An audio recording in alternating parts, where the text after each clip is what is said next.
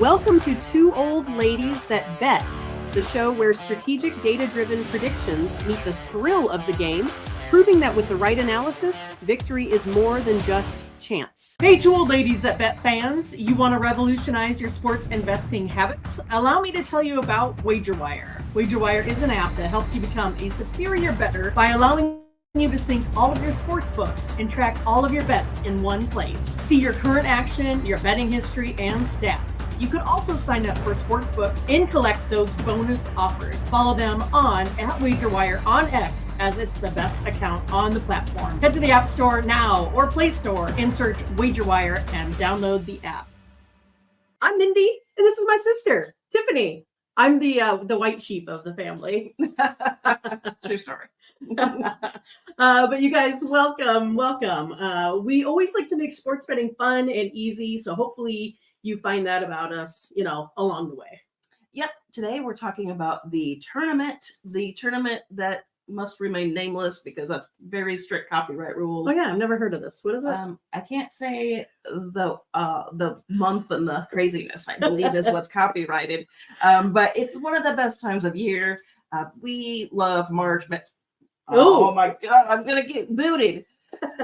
We love the tournament. It's just a great time of year for all sports fans. So what did you think? Selection Sunday was yesterday. Were there any surprises? What stood out to you? Well, nothing of really importance to me. I mean, I kind of feel like the bubble teams that I thought should make it did. So I think the committee did a great job ultimately, because once you hear about the criteria and what they look at with these bubble teams, it's kind of the same thing as our modeling, right? So I take all of the home numbers. Sorry, Iowa State, you're no longer 18-0 at home. Those go and you throw them right out the window, right? And so that's what we're looking at is all away scores. We're looking at all neutral site, all that kind of stuff. And it's going to be talent versus talent. We're going to get it done. Yeah. So for our show today, we'll go a little bit more into that stuff. One of the things that stood out to me as a Husker fan, if you watch the Two Old Ladies That Bet, we're Midwesterners, lifelong Husker fans. Right. And there's some controversy because our athletic director recently signed an 8-year contract, I think, and then just was like, nah, deuces, and is now announced that he's going to Texas A&M. Yeah. Conveniently, who's Nebraska playing? Oh, yeah. For whatever reason, both the men and the women are playing Texas A&M. How could this even be? I mean, he's not my favorite AD because of what he did to those, the UNO team, the national championship. You can watch the 30 for 30 out there. But yeah, I mean, I think this is going to be pretty cool. Plus, once we went ahead and saw that was the matchup, we went ahead and just plunked them in here to our system. And it came out with, we have 3 models, right? And it came out Huskers, and then it came out Huskers again, and then it came out Huskers again. So that is the very, very first thing that we did is we went ahead and made our first wager, which will be Nebraska on the money line minus 122. All right, I like it. We're always excited for Huskers. We don't always get to GBR. We don't always get to wager on our favorite team. So when we get to, it's pretty exciting. And we think what are they 0-9 in the tournament? So yeah, we're really hoping this is the year. Right. They got a little revenge, a little reason to play a little harder today. They've never won a tourney game at all, ever, never. This is the year.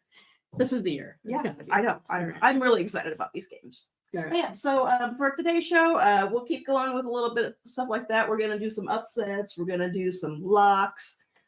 We also did some descriptive statistics, just because we've all been in an office pool and the person that wins knows absolutely nothing about basketball.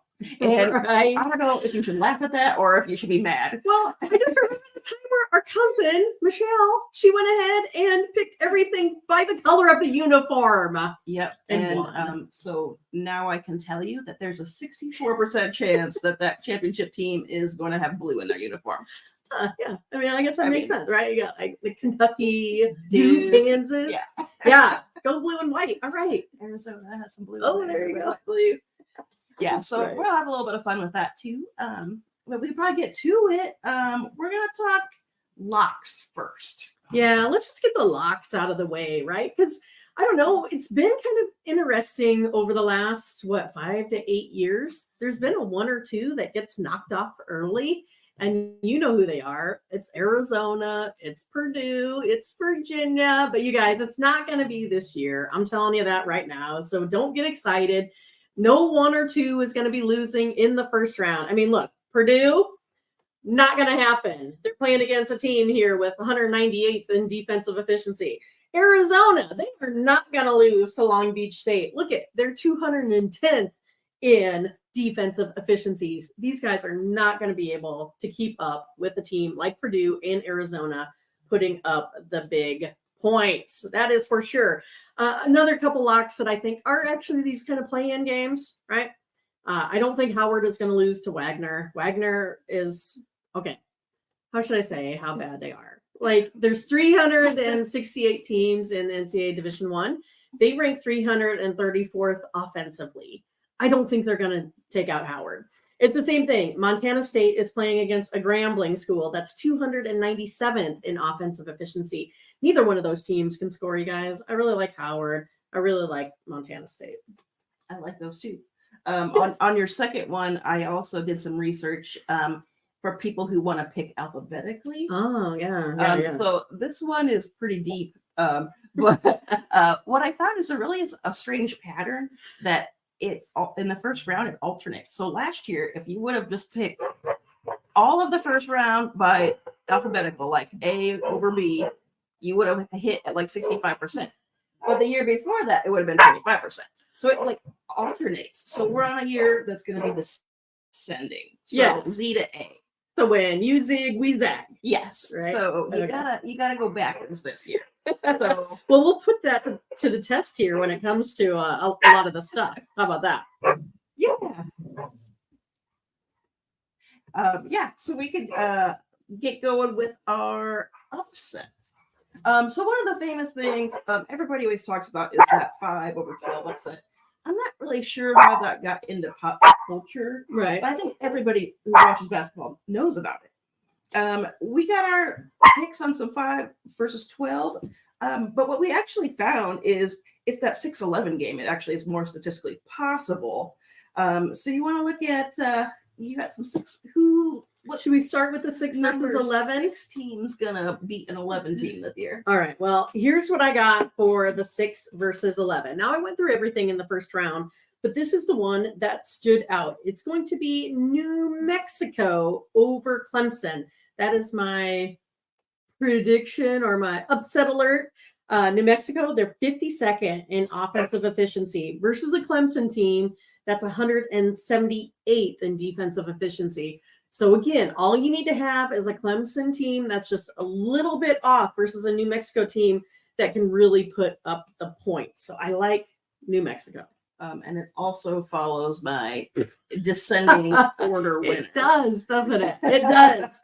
New Mexico in descending order is larger than the C for Clemson. Oh my goodness. Yes, That's true. I don't. Okay. I'm like, these are very, very High level. deeply researched stats. Like that's a house. So what about that 5 versus 12? Oh, yeah. The one that everybody looks at their bracket and they go right to that game. They're like, I'm just gonna pick all the 12s because one of them's gonna win. Well, I mean, I think we have maybe a couple bracket busters. I think the most obvious for me is going to be James Madison over Wisconsin. So I took Nebraska on the money line, right? This one here, I'm going to take James Madison. This will be an actual play, right? A +5 for James Madison. They are 11th in offensive efficiency. Now, these are all visitor numbers, right? Versus Wisconsin, who is 237th on road efficiency defense. So you have a number 11 versus a number 237. So I like James Madison and their chances to upset. Then the next one is going to be this thing that I saw on WagerWire, you guys. This is why you need to go check it out, right? To see if there's, something fishy going on. There was a player or a person that went ahead and put 100 smacks on McNeese State to win the tourney for like $150,000. So check it out. Go to WagerWire on X. And McNeese, I think they're hovering around keeping this one a 1-2 point game. And it's that same reason. McNeese State right now, they're 20th on road efficiency on offense. That's pretty darn good. 20th in the nation. Now Gonzaga is pretty good themselves, but I think this is going to be an interesting spot here for a McNeese to at least pull off this initial 5-12 upset. All right. I like it. And again, descending order. Oh, geez. That again? M versus G winner. All right. Yeah. So what else he got for me today? Well, So I'll just continue with that one because here's what I think is interesting. Let's just say that McNeese gets that game. Okay. It's then the 4 versus 13. It's Samford versus Kansas. Okay. And I know what you guys are saying, but it's Kansas. They were a Final Four team all the time. But Kansas has just been awful. So they're missing a couple players, right? Samford right now is 26th in offensive efficiency. And then now suddenly you have a Kansas team that really gets whooped up on in the Big 12 championship versus Houston. They lose by like over 20. Kansas right now can't hit the broadside of a barn. They are averaging 62 points of offense.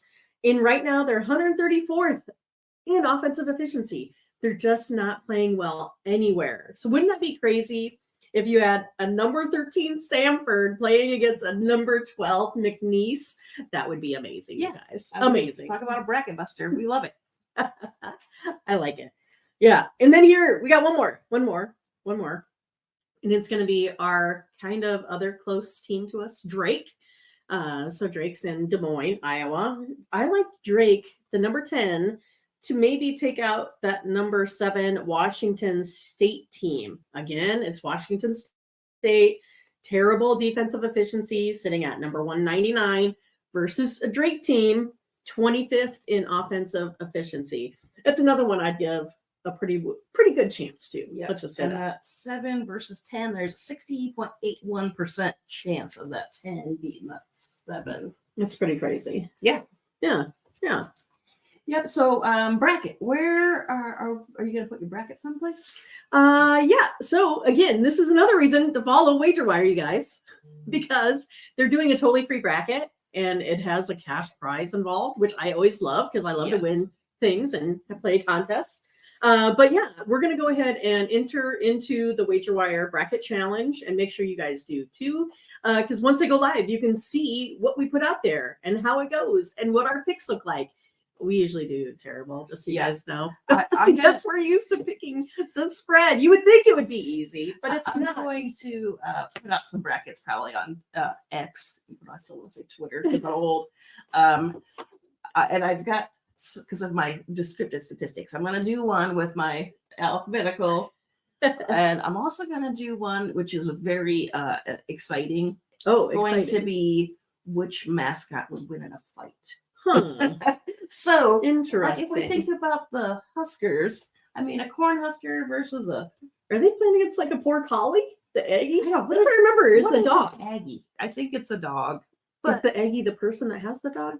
I don't know. Like maybe we should look that up before we make a decisive determination. But those Huskers, the corn detasselers, those former bug eaters, that's some hard work. Yeah, they're pretty tough. That's for sure. But you guys, it's going to be interesting what your strategy is. A lot of the times, statistics says maybe stay away from some of those mid-majors, making it far into the tournament. You can also maybe look at number 1s and number 2s usually make it to the Final Four. I mean, it's just the way that it is. It's structured that way where the best teams make it to the end. So that's something that you always got to keep in mind, even though we know that upsets occur. Yep. And in these big games, there's a little extra adrenaline, a little extra push, a little extra desire to win, and anybody can beat on any given day. That is for sure. But you guys, hey, thanks for hanging out a little bit with us. We will be back here once a week as we get through the mess of this tournament. So make sure you come back and set your reminders. Also, make sure you go ahead and download the WagerWire app so you can catch that. Also, go ahead and get into our contest. It's going to be so much fun, you guys. Just make sure you do that. Yes, thank you very much. Thanks for watching. All right, you guys. Hey, we will catch you later.